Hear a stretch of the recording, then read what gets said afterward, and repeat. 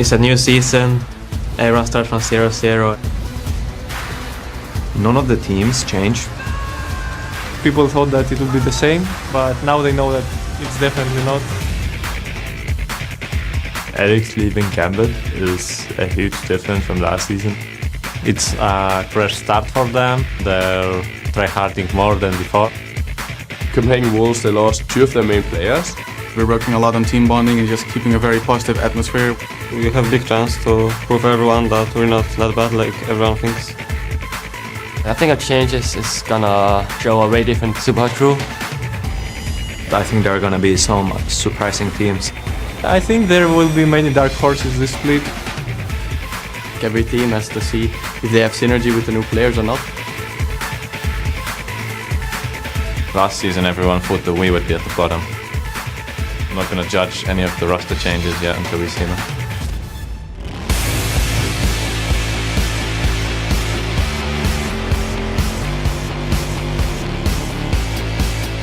Hello ladies and gentlemen and welcome to the European League of Legends Championship Series Summer Split. I'm Joe Miller along with Martin DeFicio coming to you live from our studios here in Cologne, Germany, and we're ready to kick off the split with a 16-game Super Week as the teams continue down the road towards the Summoners Cup. And even though 3 of those teams had to battle challengers for the LCS spot, all 8 of the European teams are returning to the league.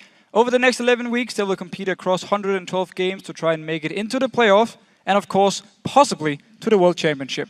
And with that in mind, here are the teams that are going to be facing off against each other today. We'll kick things off with an El Clasico between Fnatic and SK Gaming, followed by Roccat taking on Millennium. After that, we have Copenhagen Wolves facing Alliance. The Millennium will take on Super Hot Crew, and we'll close the day with Gambit versus Roccat. And even though the same teams from the spring split have returned here in Europe, there are some new faces in the crowd, as you've heard already in the preview show. Here are our new and returning players that we'll be keeping an eye on this week. My first choice up is SK Gaming's mid laner, Jesus. There's no doubt that he gained a ton of experience and very quickly during his first split, but he's gonna have to step things up here in the summer split with a view towards Worlds.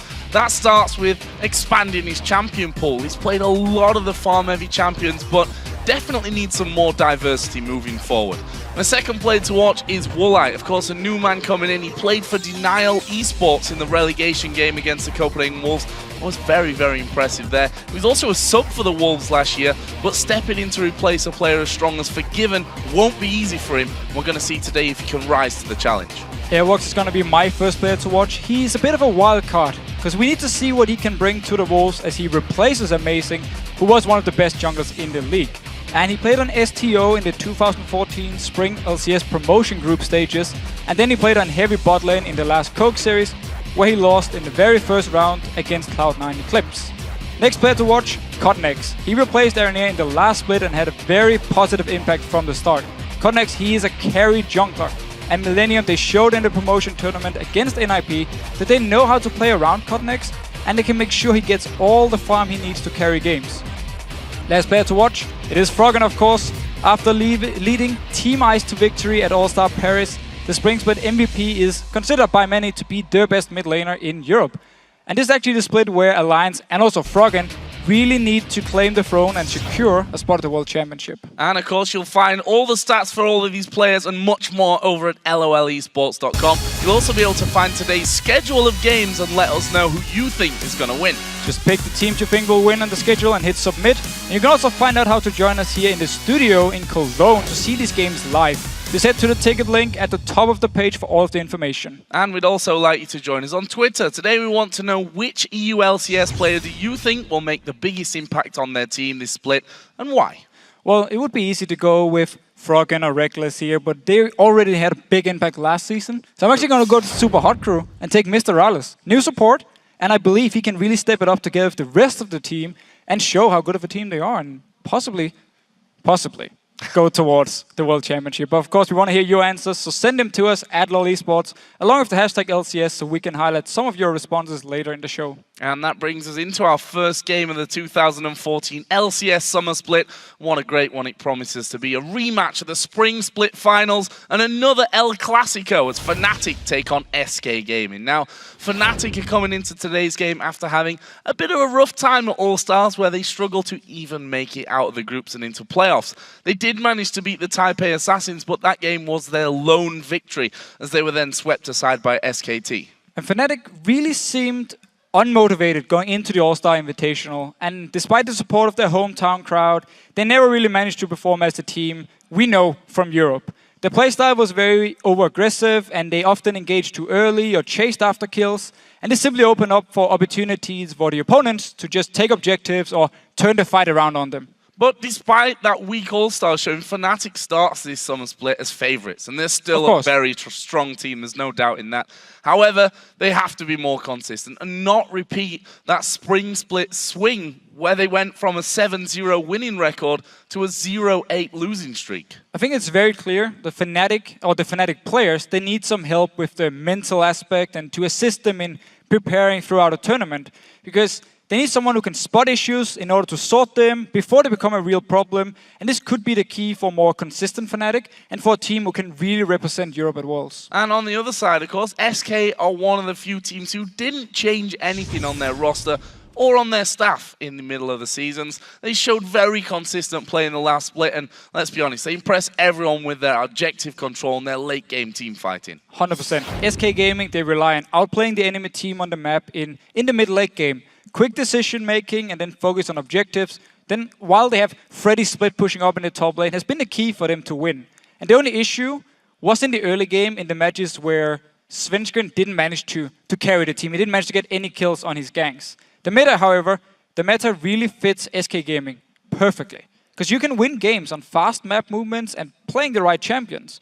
And because we have to be honest, they were never a team to win on individual skill, but they won through tactics and shot calling, and we just need to see if they can keep up this performance and if they can stay as consistent as they were last season. Well, Fnatic are hoping to bring their experience from the All-Star Paris into this match, while SK Gaming are coming in motivated and looking to top the team that handed them that second place in the spring playoffs. Overall, I think the Fnatic team that we saw last split is the one that we see this split. More or less relaxed, calm and refreshed from their breaks. The strength of SK last split was mostly that they play really well as a team and they make very little mistakes. But at the same time, you have to think twice as well. Like, why are they so successful in the micro-strategy? Oh yeah, because they have an analyst and a coach that's watching their games every day and telling them you have to do this and this to be more effective on the map. So it kind of makes them really look like an Eastern team, and I think that's why they're so successful as well. I know that Fnatic had more practice than we did in the break, at least, because they went to All-Stars and they played all those top-tier teams, and I think they figure out things that we haven't figured out yet. Now that we are even more experienced after All-Stars, we should have an easier time against them, I hope. I think we're all motivated and we can use that motivation and we can get an upper hand. Cyanide has a pretty small champion pool. He usually always have a pretty small champion pool, so it's pretty easy to ban out. We have to make sure that we do the same map pressure and we apply the same pressure. We can't slack and stay for an extra wave on top lane, bot lane, mid lane, because we will lose a tower instantly or our objective instantly if we do. And I think a very key point there from Reckless at the end, they have to keep a lot of pressure on the map. Yep. Just staying for one extra wave can cost them a game. It's what's won SK a lot of games last year. And it's what cost Fnatic games during the All-Star tournament. Often we saw Reckless stay to farm a lane a little bit too long, and then SKT or OMG or something would punish them elsewhere, and they just fell behind. So we need to see if Fnatic have fixed it now coming into the LCS. Well, let's get to it and check out the starting lineups. On the blue side, it's Fnatic with Soaz in the top lane, Cyanide in the jungle, Xpeke in the mid lane, and the duo of Reckless and Yellowstar. On the red side, we have SK Gaming with Freddy in the top lane, Svenskeren in the jungle, Jesus is the mid laner, Candy Panda as the AD carry, and of course, Enrated is the support. And as we head into Champion Select, let's check out your predictions. According to the voting over at lolesports.com, it's not really a surprise to me. You've picked Fnatic by 80%. That's a large number, and we have to consider, okay, Fnatic are on paper the favourites coming in here, but 80-20 is a big difference. I think it's too big. I mean, we don't exactly know what to expect from Fnatic. After All-Star, we don't know how much time they had to practice in between the tournaments and now LCS starting. So we need to see what they're actually going to bring to the table. And SK Gaming, they've had the coach, analyst, everything working with the team in the break here. And of course, they want to go for the #1 spot. So they should be very motivated. And I can actually see SK Gaming winning. And that's what you have to wonder here. What is the advantageous position to be in this position? Is it Fnatic, who have had to take on some of the world's best in Paris, had the travel time there in between, and let's be honest, having to prepare for a completely different set of teams? Or is that on SK Gaming side here, because they've had the time to sit at home? Have they been on holiday? Have they been just training through? So many questions to be answered, and very interested to see the outcome of that quite short period, to be frank. Yeah, and I mean, it can go both ways. Yes, it's always great to play against these insanely good teams, some of the best teams in the world. Learn how it is to play under the pressure, see what they're doing in the small things that you can change yourself, learn to do it, and then try and use it on the teams here in the LCS. However, preparing for SK Telecom T1K and preparing for SK Gaming is very different. Like, different champions, different play styles. Yeah, it might be a little bit alike, but still, it's not the same here. So for Fnatic, all their time they used to prepare for All-Star, completely different teams now in the LCS. They need to redo all these things here, need to rethink the picks. Also because it didn't actually work for them during the All-Stars. I mean, Reckless on your screen now, he picked Graves a few times and never really did too much on it here. Is this still a pick he wants to go for in this 4.7 patch now against SK Gaming? We need to see.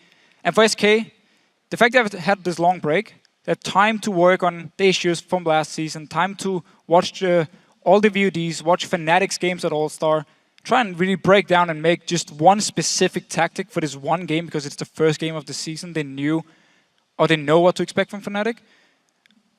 Honestly, I think it's in their favor.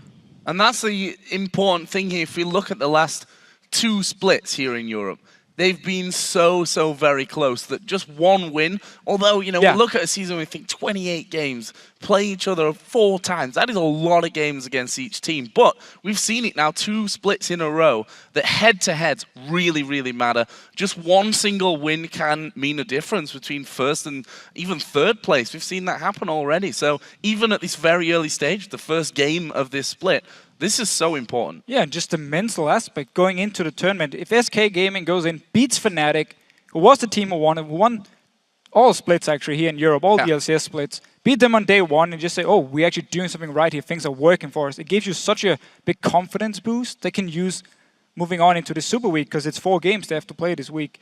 Fnatic, on the other hand, if they lose the first game, they might say, ooh, things are not working for us. It didn't work at All-Star. What should we fix now? We need to see how both teams adapt to it. Obviously, we talked about it. Fnatic will always be favorites when it comes to Europe and LCS. But SK Gaming also a very strong team. Well, we are going to be moving to Champ Select here, so let's touch on that quickly before the first bans come out here. We saw Fnatic banning a lot of Ziggs at All-Stars. The thing is, how is this going to be working out? They banned, if we look at the playoffs, against SK Gaming. Every single game, Ziggs taken away. Ziggs and Evelyn. Evelyn already banned away here. Every single game banned away from SK. They don't want Svenskeren to play this early game pressure jungler, which Evelyn is, who also scales well into the late game. So I like the ban, and I really like the fact they banned away Twitch here. Because Twitch was a very big pick at All-Star. It's been a very big pick in Korea, in NA. I like the fact that Europe picking up on it and knowing how strong the pick actually is. So Fnatic banned away, don't want to deal with it. And especially when Candy Panda was a player playing Twitch, when not many people were actually playing Twitch across the board. So let's have a look at some of the other ones. Cassidy, you already mentioned, still very strong. Probably going to be a red side ban throughout most of the day. Jax also, we've seen how popular it's been. They decided to take that out as the second ban here against Fnatic. Well, so I think Cassidy was actually nerfed here in 4.7, which we're playing on. However, it wasn't enough. I mean, he's still such a strong champion. Worth it, I mean, you have to ban him. Wait, that's it. Against Fnatic, you never give them Cassidy. SKT did it. They played with the skin comp. Almost backfired for them. Actually, could have lost the game to Fnatic. So, pretty obvious ban from SK. And Jax, just been a power pick for quite some time now. So, Yasuo a ban here from Fnatic. Quite interesting, actually, because Jez is not a player that we really associate with Yasuo, but we also know him as a counter to Nidalee, which has then forced that final ban out there as Nidalee. First pick Aurelia, though, that is a surprise. So Aurelia, nothing actually changed for her, but she's still considered just such a strong pick because of the teleport, because the fact you can survive the early games in your lane, and then you can teleport around and get into the mid-late game point where Aurelia is very strong. SK's side, I'm not actually sure how much Freddy plays Aurelia. I think he prefers the likes of Trundle, so I don't think SK Gaming minds too much. Yeah, Trundle is definitely a champion that he's gone to time and time again there. They also pick up Lee Sin here for Svenskeren. You mentioned earlier on that Evelyn was banned away as the first ban for Fnatic. And also, the fact is Svenskeren has to be strong. If Svenskeren's not performing, SK Gaming as a whole aren't performing. The early game relies on Svenskeren. What he can do with his ganks, how much pressure can he apply. He needs to help out the lanes. He always goes to bot lane first to gank, then he goes to top lane. He ignores the mid lane where Jess just farms. That's why, again, Lee Sin is a perfect pick for him and such a strong pick in the current meta where fail player junglers kind of fell out of favor again after some nerfs. So it makes sense to get the Lee Sin here, very strong. And of course Lucian, I believe actually for pretty much all AD carries in Europe, he was the most played AD carry. So on the other side, Graves, you talked about it a little bit before. We saw it at All-Stars from Fnatic and from Reckless, weren't too impressed with it. They picked up LeBlanc as well at the same time. So I like Graves with LeBlanc because you have so much burst potential on a target. If LeBlanc lands the chain, Graves can dash in and just fire all the burst and his target should go down. That's why he can be very, very strong. Wave clear wise though, if you look at the first 3 picks here from Fnatic, it's going to be a bit risky for them. I mean, yes, you have the ultimate from Aurelia. Yes, you can jump in with LeBlanc here, but it's risky. Same goes for Graves. It's very short range wave clear here. So if SK is sieging on a tower, it's going to be hard for them to actually, for Fnatic to actually clear the wave. Could be an issue. However, they're clearly going for a more offensive comp themselves to start something. Other side for SK Gaming, their 3rd and 4th picks coming in. Trundle, not a surprise to us whatsoever. We already talked about how much Freddy loves that one. And then we see Kale coming down. At this point, you have to wonder, does he go to Jesus or does he go to Enrater? Because he has been the one that's been picking up this support Kale. Could be an option, of course. But we've also seen quite a lot of mid and top Kale lately where you build a Hurricane as your second item after Nash's Tooth. And it's something starting career. Actually, maybe Kautar did it half a year ago here and his team was like, nah, we don't like it. Korea really picked it up. A lot of people have been playing it and it's just so strong. We can talk about it more if he builds it in the game here. But it's gonna be Trundle and Kale together. Very, very beastly team fights, especially late game for SK here. It's gonna be hard for Fnatic to kill any of these targets so far. So other side then, jungler locked in for Cyanide will be Elise and Thresh for Yellow Star. Now, Thresh is a champion that Yellow Star had played a few times early on in the spring split, but kind of shied away from it when it came towards the later stages. And I believe actually, during All-Star, he said, I don't actually enjoy playing Thresh. I don't think he's a top 3 pick for me. Seems though he's rethinking and picking it up now. It is still a very strong pick. I mean, we don't really need to say anything. Most supports consider Thresh the #1 support here, so it's a very strong lane for Fnatic. If they land the hook, a lot of bursts coming in from Graves. I might actually expect him to try and lane swap though, because they want to get this Aurelia away from the Trundle, as Trundle is very strong against Aurelia in the early start, in the early game here. Could see Fnatic lane swapping around. In case it works for them, we need to see what Source can do on Aurelia. So final pick then for SK Gaming confirms the suspicion of where Kale's going to be going into the mid lane, of course, with Morgana now going over to Enrated. So interesting lineup here. And a couple of the thing is, you look at Irelia for Soaz, and while it's not a champion that he's tended to go for, we've seen him play it in the past, but his champion pool is so ridiculously deep that you almost expect new picks from him on a weekly basis anyway. Yeah, that's very true.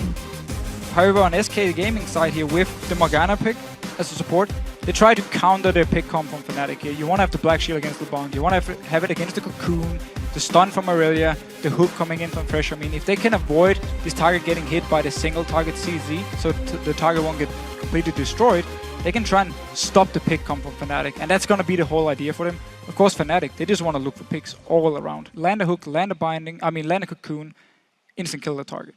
We'll see if they can find those picks. And now that the players have selected their champions, we want to know who you guys think ended up with a better team composition. Send your pick to @LOL Esports on Twitter using #FNC or #SK. And we'll check out your responses shortly. Deficio is hard to call so early on in the season, but just looking at these two teams from this first match, who do you think's got the edge here? Well, so again, both teams are very strong in their own role. I mean, the pick comp from Fnatic, very, very strong. If you fall behind to this and they get full vision in your jungle, they're just going to catch you out left and right. It's going to be very hard for you to do anything. But the team fight comp instead for for SK Gaming. Also scaling into the late game is going to be very scary here. Lucian, very good late game. Kale, of course, is insane late game together with Trundle. So if it goes too late and it starts coming down to big team fights, I give it to SK. But if Fnatic can take control of the map early on, get good vision control and just start picking off targets left and right, they definitely have the stronger comp. So here we go then, into game, the first matchup of the LCS Summer Split here for 2014 in Europe. Fnatic versus SK Gaming. The question is, who's going to be coming out on top of this one? We should talk right now about 4.7 and the changes to trinkets. So 4.7 trinkets, you can see down on your screen, everything is active, no cooldowns here. 30 seconds and you can place down your trinket. It means every single member, I mean, potentially we can have 10 trinket or 10 wards on the map by 30 seconds here. It means their late invades are harder because it's very easy to spot them out. It's very easy to get vision of all the entrance into your jungle. SK for now though, seem to just be scouting. Didn't actually put down any of the trinkets yet. Fnatic already put down 2 of them to see if SK were trying to move around here. You can still do invades. It's just harder to actually do it without the other team at least knowing you're there. And SK will now spot Fnatic. Now we see the vote. 67% of you going for Fnatic, which is a bit of a swing. Obviously 80-20 was the vote from LOLesports.com earlier on. Right now Fnatic are the ones that have made the most ground in the enemy jungle. We see them already up there. A couple of wards going down, a fairly deep ward as well to spot in case that that lane switch is coming around from Fnatic. But as we see, instantly there's wards down from SK and instantly they can just move into the red side of Fnatic's jungle. They know everything. Both teams got vision of each other here, pinging each other out. Only thing we can say so far is that Reckless will be up in the top lane, so Fnatic, they get the lane swap they wanted here. As we talked about, they really want to get Aurelia away from this Trundle in the early game.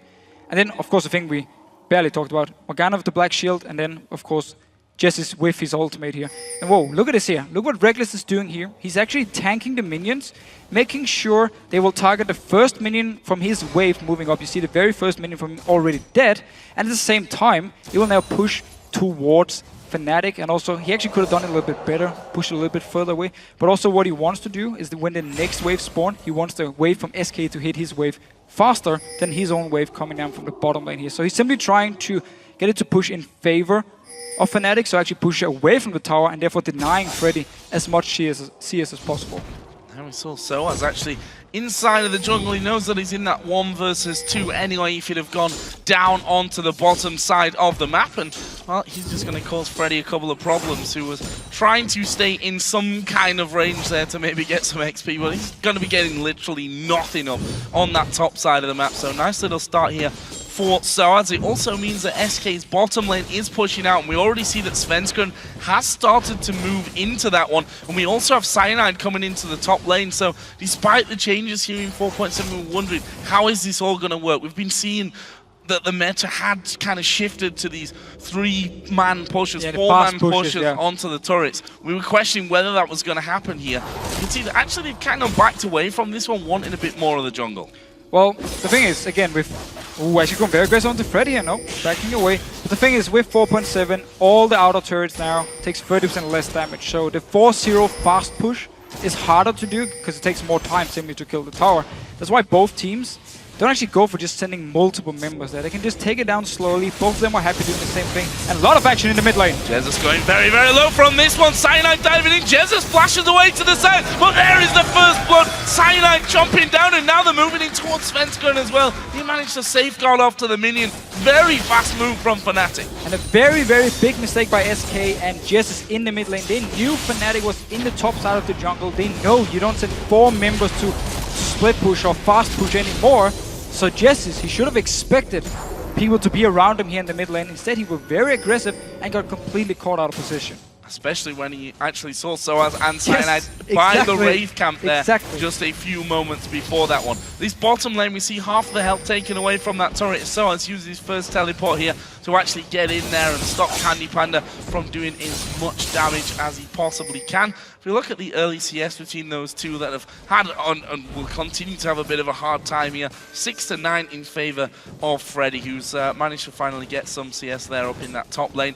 Between the AD carries, it's Reckless that currently holds that lead, 31-24 CS.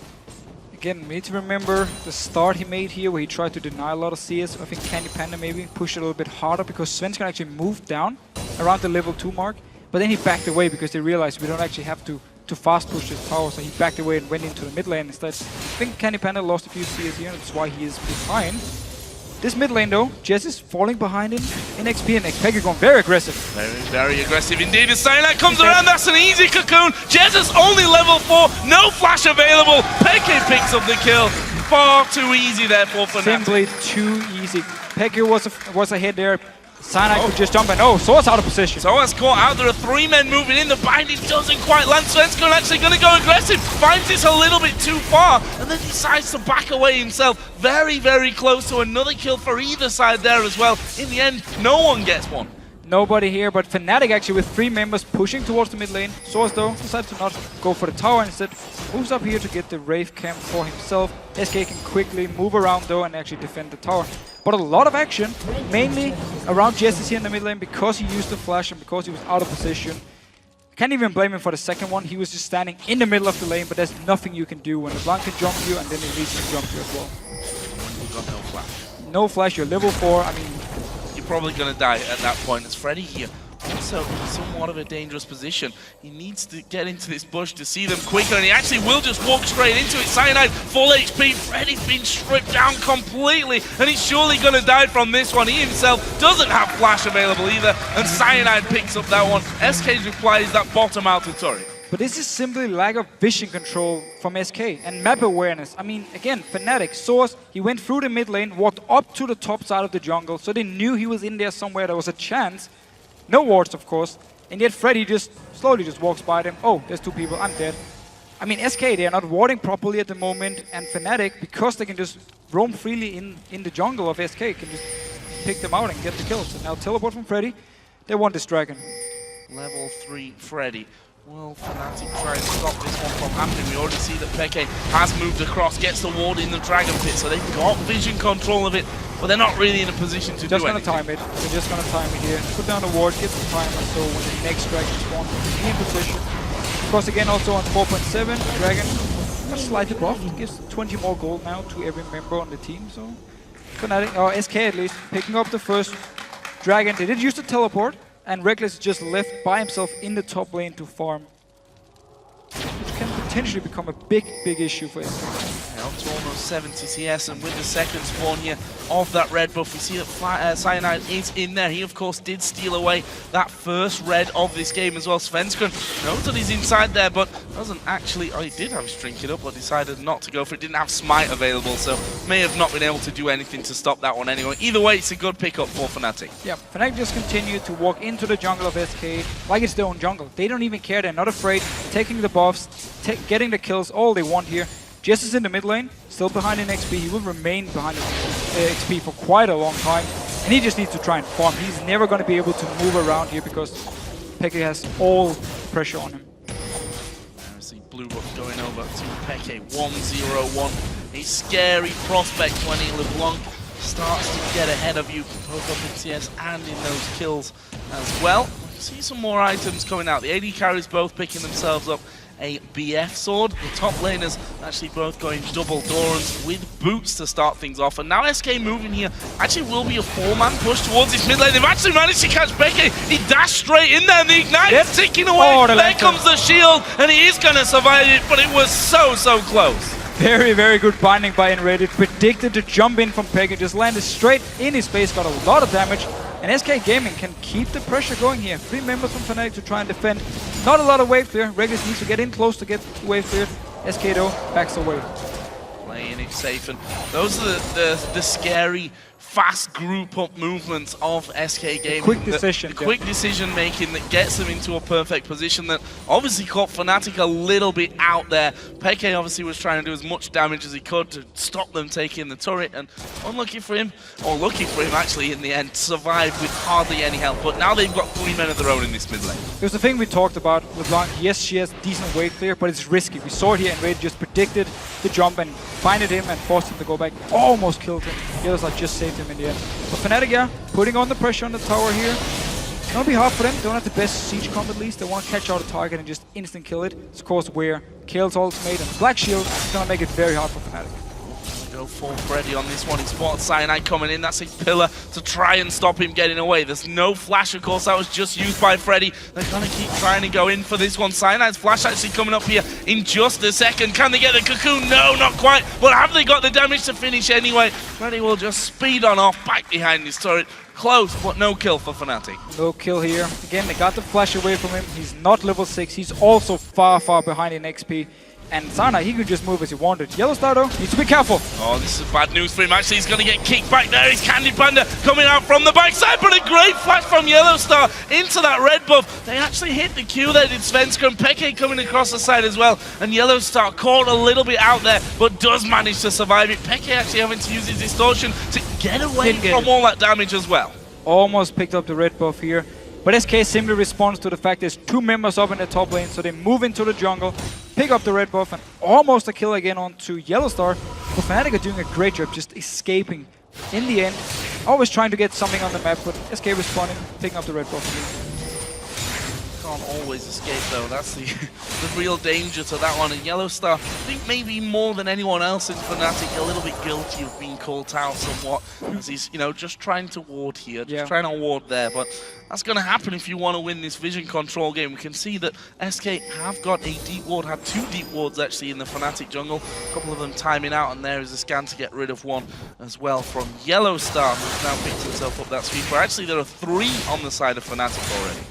Simply going to deny a lot of vision. We've seen the jungle of SK, 2 wards from Fnatic, nothing from SK himself. Some of the wards just ran out, to be fair. They were there before, ran out now, so SK need to renew them. Otherwise, Fnatic can just keep doing what they're doing now. Quick move around the maps here. Sana can find a gank. He's already picked up 2 kills and 1 assist. Svenska though, spotting out Source. He's in the tower actually. Underneath the tower, dashes straight off to Candy Panda and then onto safety as well. Could have been a little bit dangerous for him, but the time ability there of Irelia making sure that he doesn't get caught too far out of position. Peke also with LeBlanc. Enrater's going to have to, and credit to him for landing that binding early with the prediction. It's got to be prediction, and that's the unsafe thing of trying to lock down the LeBlanc. Cyanide here actually getting caught a little bit far back. There's minions for him to repel to though, so that won't be a danger for him. It's going to be hard for Enrater to land a lot of his CC because these members from Fnatic are very mobile. Of course, Irelia as well reduced CC towards her due to a passive, so it's going to be hard for him to actually get too big of an impact when it comes to bindings. That's why his Black Shield just has to be spot on. Let's have a look down at some of the items here once again. Athene's Unholy Grail finished for Xpeke there on the Blanc, still holding around about a 20 CS lead. And the Stinger in for Jezza, so he's going straight up into that Nash's Tooth. If you look down the AD carries, both of them now got themselves in a Vamp set. Just Peke going quite aggressive, but didn't get the initial burst of damage he was looking for the combo. But you see Candy Panda here? Instantly he just flashes away. Don't want to risk anything. He knows Peke is very strong at the moment. His flash is gone, so next time Peke finds him, it's going to be hard for him to escape here. And we actually see the build from Jesus. A lot of attack speed early. He will be going in for the Hurricane later, and then we can talk about it. So Dragon is now live. Fnatic have 2 men already in position. Peke's into that bottom lane as well. That is pushing heavily onto that bottom outer turret. Candy Panda being called around to defend this one, but SK need to close in because Fnatic are moving in for the kill here. Onto Candy Panda. It's Cyanide that's actually going to tank up the turret. There's a lot of damage coming in. Cyanide simply repels away. SK's move here, and not a bad one either, pushing the outer middle turret down. SK responding the best way possible, picking up the mid tower. They will keep pushing here. Only Source is there to defend. His ultimate is gone. This could be the tower for SK, however. Source doing a very good job trying to defend. Tanked up here by Freddy. That turret is going down. Actually, Svenska going aggressive there on towards Soaz.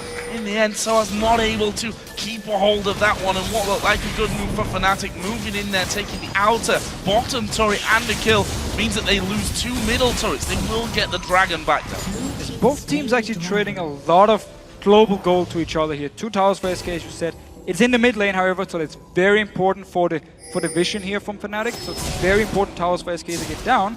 Dragon though, bot tower and a kill for Fnatic in the bot lane. It's not too bad. However, you never want to just give up 2 towers, so SK clearly won out on this one. Yeah, starting to get more farming. Candy Panda getting completely called out though, and he's going to go down. In the end, it was Peke's Ignite that actually finished him off, and Those are the kind of kills that you just can't let happen. To a pick team with a LeBlanc in there who's only becoming more dangerous. Look at the minimap at the moment here.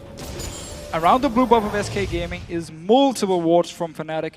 And Reddy just placed the single ward SK Gaming has in this area. He just placed it now. It wasn't there before. On the map, actually. On the map, actually.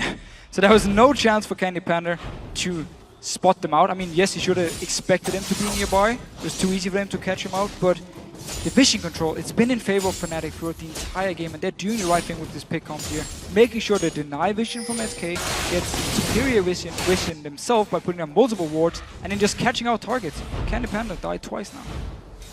And then ready to try and get some of that control back. We'll take out a pink ward, but he was stood on top of another Fnatic ward. If I can count correctly, there were just 5 in a row there, as one of them does in fact end up timing out from it. Also, Jesus at that point with his Eon, that those mini waves really do not last long, and he can clear them out before Fnatic can get close to these towers. As long as he can get close enough himself to actually get in range and not get picked out by Fnatic, it's gonna be scary for him as well. I mean, both teams, they wave this with risky for them, and there's a chance they always get caught out. Fnatic though should be able to get this tower fairly easily.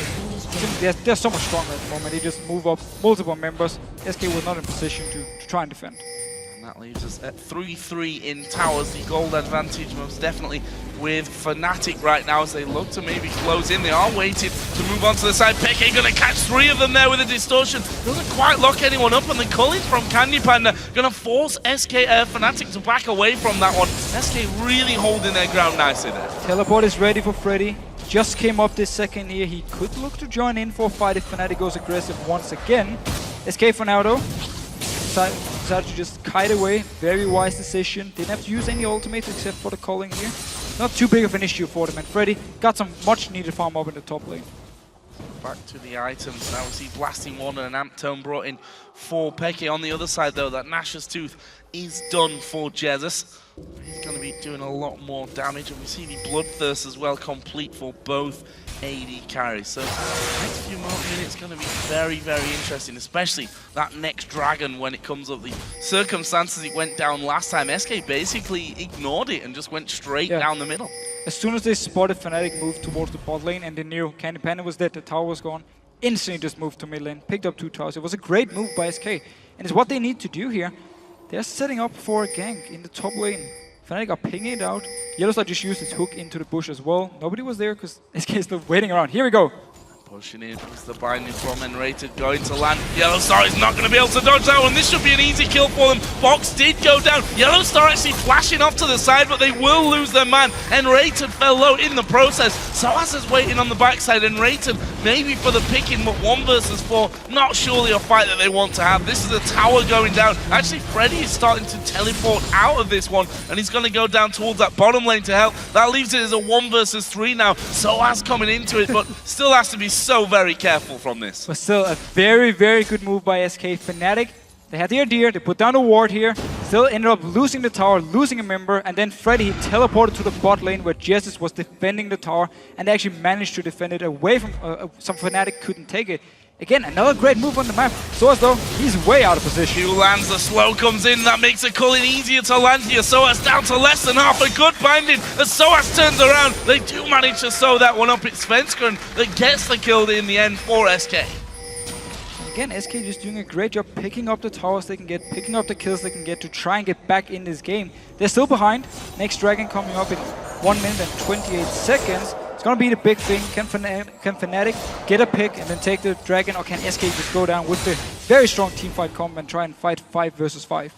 And we've seen from Fnatic in particular at All-Stars that they had some very dodgy decisions to actually fight. They were in positions where they'd fight for dragon, where they couldn't really do that, where the decision wasn't really a wise one, where they'd stay around for a little bit too long or chase after kills, and that's something that SK will surely be looking to take advantage of here, and something that I hope from Fnatic's sake that they've actually worked on that whole discipline of not chasing after something that you don't really know what's waiting around the corner. And looking at this game, I feel like Fnatic give SK too much time to actually move around. I mean, they gave them 2 mid towers, they gave the top tower now where SK actually stood for about 20 seconds just waiting to run in, where there was no response from Fnatic except for moving your support up there.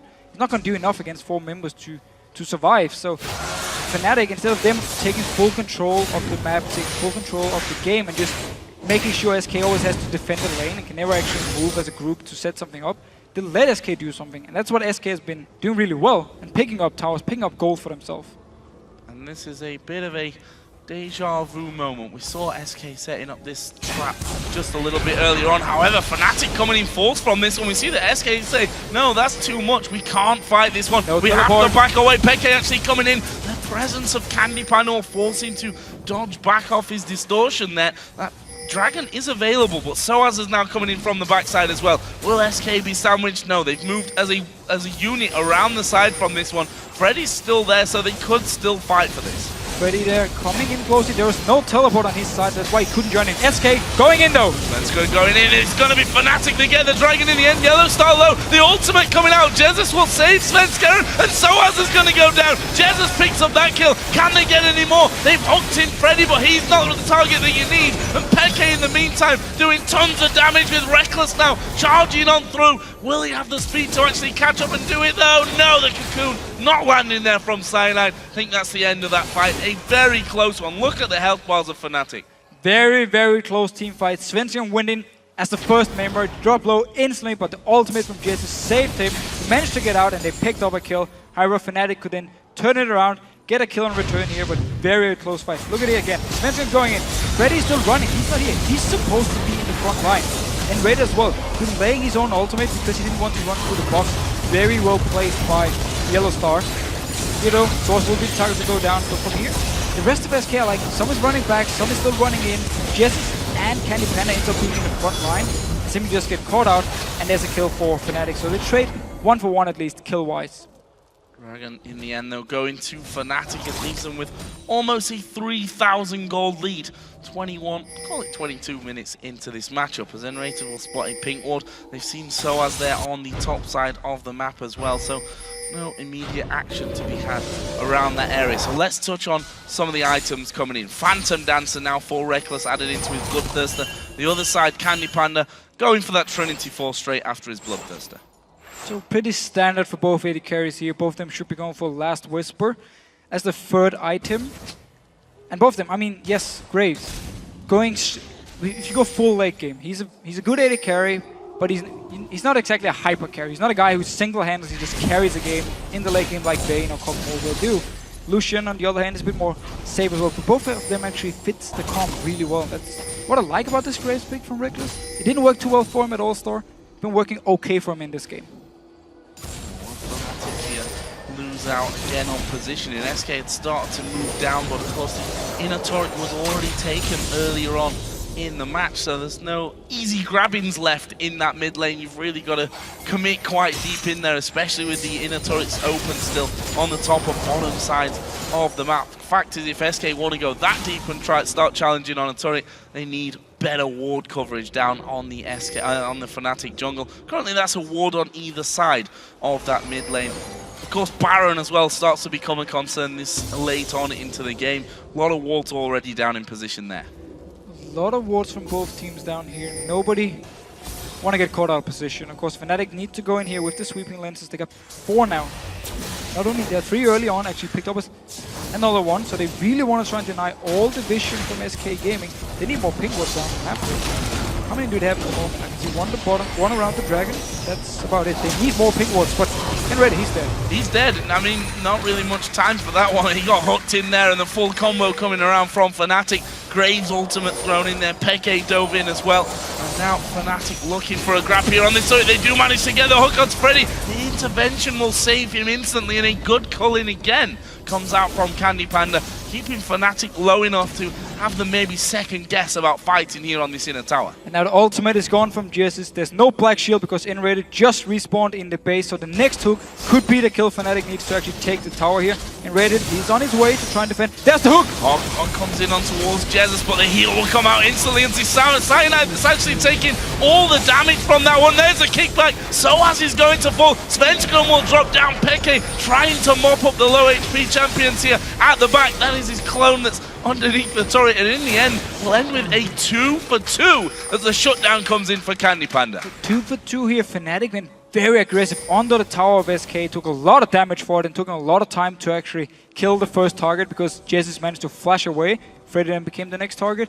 He's still very tanky, took him some time here. Gonna see it in the replay. Remember, and Red is not there, ultimate is gone from Jesus. He flash away and Freddy is the target. Tank now quite some damage and the tower is just going on to Fnatic all the time. Great move by Svenskeren, kicking swords in, get a kill onto him.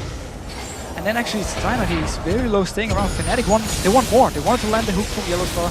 A bit too over-aggressive. Could have backed away after the 2 kills and just said, we're fine with this. Minion damage there on the bottom lane as well. That one was pushing all on its own, and Freddy realizing that he has to get there as quickly as possible to stop that one from happening. Jesus will also be getting himself a blue buff. So after that one, let's have a look down some of the items that have been completed. For Fnatic, Soaz has himself Trinity Force on top of that Warden's Mail. Now there's a Randuin's Omen picked up. Blade of the Ruin King is actually on the other side. Soaz just trying to stalk around there onto Candy Panda, but there's a ward there by that Golem Brush, and Candy Panda spots him coming and will back off to safety. Or they may even just catch him out here. They have full vision of him. The rest of the team, though, the Lantern should be here from Yellow Star in case Source gets caught up by a binding. Should be able to take it in safety. Yellow Star just waiting around. And there's the binding and Lantern. Oh no, the kick! He's kicked him away from it, so I'm trying desperately to get back onto it. He actually flashed there towards the Lantern to try and take it back, but that was quite the move from SK, you have to admit. Yeah, that was beautiful. That was beautiful. They knew they saw the Lantern. Svenskeren instantly just jumps around and kicks him back away from it. Both summoners down from Source. First the teleport to the ward, now the flash. Teleport is up on Freddy here. This should mean for SK Gaming, they can take some control of the map and start split pushing a little bit, and Freddy can then join in for a fight somewhere. Or a dragon, which is just spawned in there for that one. SK would have probably gotten it anyway. They probably would have. Or will they? Because Peke here hanging around at the side, trying to do as much damage, just uses distortion. So that is that one, and the dragon goes over to SK Gaming. 2 out of 4, so 50% of the dragons going over to there. And if we look at the gold, it has started to closen up quite a lot from this one. Just 1,500 gold separating them. SK here just rotating back from the dragon to hold on to that inner turret. And SK simply just want to extend the game. They want to go to this late game point we talked about. We actually see Jesus, he's completed the Hurricane. Now we can talk about it. It is completed. The thing about Hurricane on kill, I think the reason it's very, very strong is it applies on-hit effects. So your Nash's Tooth here will do damage to the targets around the target you're hitting. You do damage with your Spellblade from your Masteries, which is 5% AP on hit. You do damage, of course, with your E, the splash damage from it. And if you pick up a Lich Bane, you also do the damage to the targets around with the Hurricane here. So basically, you actually do more damage, or at least the same amount of damage to 3 targets, instead of just 1 target. As long as they're close to each other. The downside about the build is you're very auto-attack focused. If you get stunned, you do nothing. If you build full AP kill, you're more about your burst from your Q and then 1 hit with your E with the Lich Bane. This build is more about just staying in the back and just auto-attacking again and again and again for the entire team fight. So if he gets locked down by a hook from Yellow Star or a cocoon from Cyanide, his damage is pretty much non-existent. See how Jesus' positioning all works out when those bigger team fights start to roll around. Right now, Fnatic are clearing out vision over by Baron, or at least they think they are. Reckless actually stood on top of a ward there by the red buff, which may or may not be cleared out. There we go. Scan comes down. That will be spotted out. But look at this. SK starting to step forward. Lightning comes out. Doesn't quite land. Svenskeren's Q was slightly off there as well in terms of direction. Oh, he's going to keep going. Very, very aggressive. That Q will land. Will he follow through? Yes, he will. He's going to kick Yellow Star, but off to the other side. Yellow Star actually flashing that one, and he's going to get caught by the binding. That is some bad news. Yellow Star getting picked out. Xpeke was caught in the bottom lane here for an SK game. They spotted him and simply just went straight for the fight. Very aggressive move from Svenskeren, chasing onto Yellow Star, and now going towards the tower here. Look at Peke, he's coming towards the mid lane, but he's still far away. And they might not have much left when he actually gets there. This turret being stripped down quickly. There is the Indian turret going down, and Jesus is going on towards Soaz. Not quite got the damage. Sidestepping the cocoon. Peke is still waiting in the lane, but they're going to lose out on the inhibitor. Here is Peke from the side. Good damage, but he's going to get locked down. Surely, Candy Panda actually flashes over, picks up the kill and the shutdown. SK take the leading gold in this match. And again, Fnatic, they give full control to SK to do whatever they want on the map. If you're split pushing, make sure your team is in a position to punish the enemy if they move multiple members to stop your split push. In the bottom lane in this instance here, Peke was alone pushing it. Rest of Fnatic were just standing around. Some of them were at Baron, some of them were in the base. They weren't in a position to punish SK for anything, so SK spotted simply out Yellowstar at the Baron, just went straight for him. They knew there was only 4 members, a chance of 4 members. Easy kill for them, and then went straight for the mid lane, and Peke was just too far away to do anything. Fnatic though, starting the Baron. 3 members from SK is nearby, and actually stopping them instantly. Pillar going down there from Freddy. Shield was on, so Yellowstar wasn't ever going to be able to lock up Freddy either way. Hurricane pulls the Baron. Not really, yeah. God, I just want to kill that one. Oh wait, I've got a Hurricane, not cool. Blue Buff is up here, and that may well be stolen away. No, that will actually in the end go over to Cyanide. We'll make sure that one doesn't fall. Wondered how aggressive Fnatic were going to be about that Baron. They saw that 2 men were recalling there, so they had the numbers advantage, but no, they started to fall a little bit behind. The fact is that Jesus now is doing so much damage to them, and they realize that the 3 versus 5 on Baron in particular is going to be such a risk. Again, they're playing a pick comp here, which once you go to the late game part, it's going to be so hard because again, you need to rely on picking out targets, not straight up team fighting. SK can just go 5 members, find a fight, and they're going to be the strongest team. Ready here, holding in, and a bit of a trap set up by Svenska and Alan rated on that top side as well. And the irony of it really with SK up against a pick comp here inside of the Fnatic jungle, trying to pick someone up, setting the traps there for them. They're pushing out all lanes as well, and there is the push coming through. They've managed to lock up Jesus, but have they got the damage to finish it off? They try and turn around. Freddy actually being burst down very, very low here. There's the intervention coming in. Soas went a little bit too deep from that one, and it was only really Freddy and Svenska a little bit that took the damage, but we see the heal coming out, his ultimate use. That leaves them in a 5v4 to take this turret. Again, the ulti from Jess is the black shield from Enrated. It's the perfect counter to a pick combi. Whenever a target goes low, they chase towards to try and get the kill. Nope, here's the shield, here's the ultimate from Jesse's.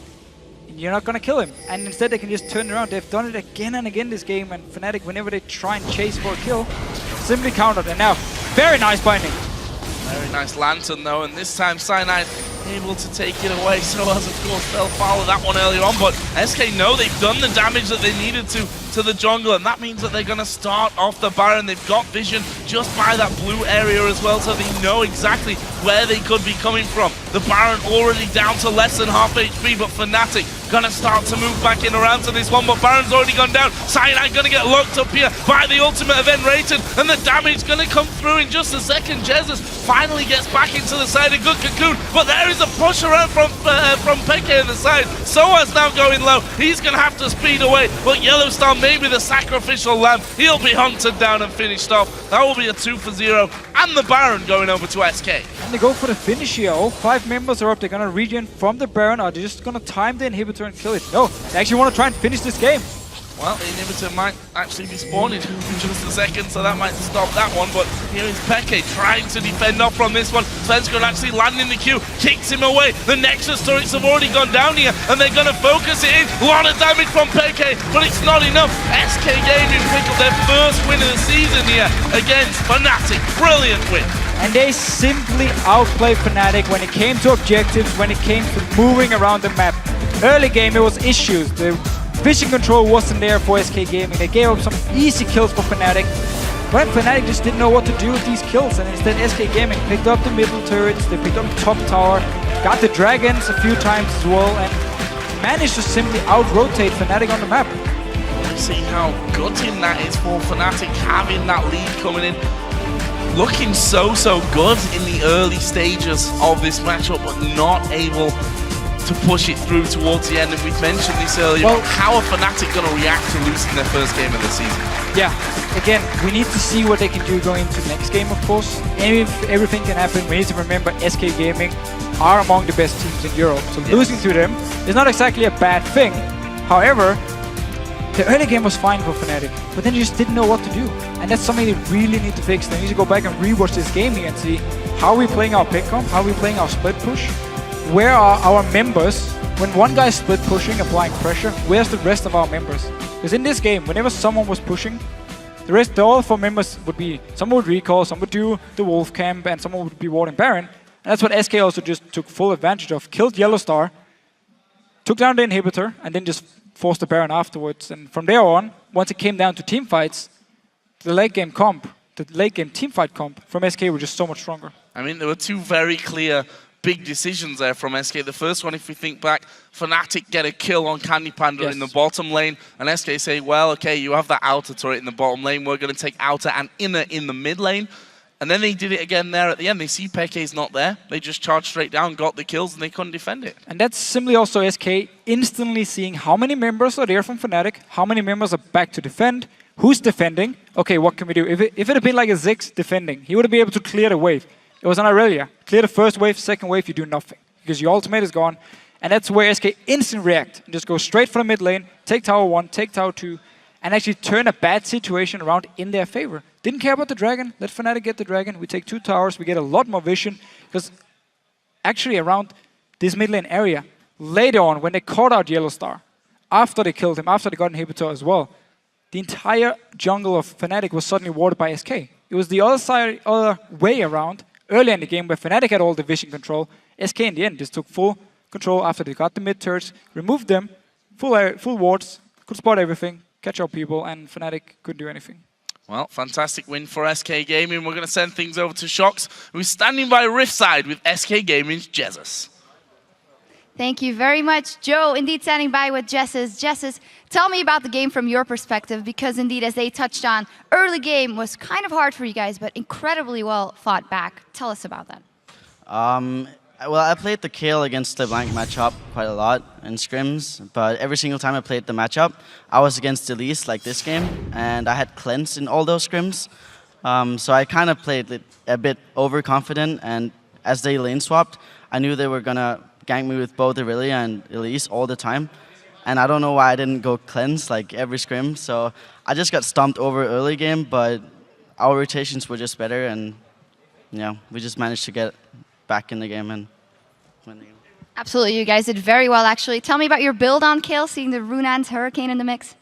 I saw one Korean guy do it in an official match, and then I talked to some other guys about it, and it seemed pretty good. I played it in scrims, and you get so much out of it. Like, you push so fast, and you get such good team fight potential. You get so much damage because your damage was nerfed so much from when they removed the AP scaling from Lich Bane and the Q scaling. So it kind of fits Kayle pretty well. Definitely worked out very well for you guys. First win is in. You guys finished first in the regular season in the spring split. Walk us through the expectations of SK Gaming for the summer split. I'm kind of expecting at least a top 3. I'm not allowed to say anymore. I don't know. I can't say. All right, but we'll be looking forward to seeing a lot more of you guys. Congratulations on the very first victory. We're going to go to a short break, but after the break, it is time for Millennium versus Roccat. A lot more action coming your way. We'll be right back. Don't go anywhere.